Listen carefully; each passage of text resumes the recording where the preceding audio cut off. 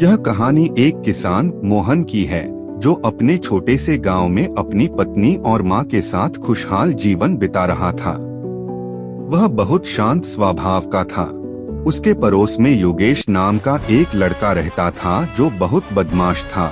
वह मोहन से बहुत ईर्ष्या करता था। एक दिन वो घर से खुशी खुशी खेत की ओर काम करने निकला। उसके हाथ में कुल्हाड़ी था। आज उसे जलावन के लिए लकड़ी काटना था।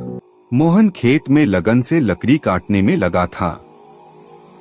तभी पीछे से योगेश आता है और मोहन से कहता है। योगेश कहता है, ये जमीन हमारी है, छोड़ दो इसे। मोहन कहता है, नहीं, यह जमीन मेरे पिता की है, मैं इसे किसी को नहीं देने वाला। इतना सुनते ही योगेश को गुस्सा आ गया और वह मोहन को जान से मार दिया। मोहन वहीं गिर के मर गया। यह देख के योगेश घबरा के वहां से भाग गया।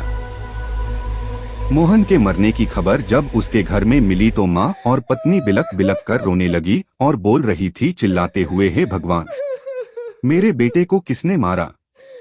वो मेरे लिए सब कुछ था। गांव के लोग मिलके उसके चिता को आग दे देते हैं। सभी लोग उसके मौत पे बहुत दुखी है। माँ और पत्नी का रोते रोते बुरा हाल हो जाता है। तभी शरीर से मोहन की आत्मा चुड़ैल के रूप में बाहर आती है। मोहन को अपना चुड़ैल रूप देख के बहुत गुस्सा आता है और अपने परिवार को इस हालत में देख के रोने लगता है। मोहन प्रतिज्ञा लेता है, मेरी और मेरे परिवार की ऐसे हालत करने वाले योगेश को मैं नहीं छोड़ूंगा। और उसकी आत्मा बदला लेने के लिए भटकती है। इंतजार की घड़ी खत्म हुई। एक रात योगेश अकेले घर से बाहर निकल के टहल रहा था। तभी अचानक चुड़ैल योगेश के सामने आके खड़ा हो गया। योगेश का डर से हालत खराब हो गया। उसने घबरा के पूछा, कौन हो तुम और यहाँ क्यों आए हो?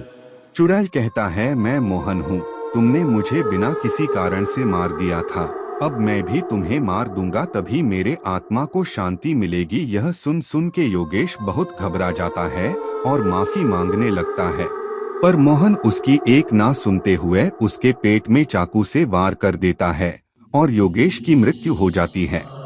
यह दृश्य देख के मोहन जोर जोर से हंसता है और उसकी आत्मा को शांति मिल जाती है और वो वहां से चला जाता है।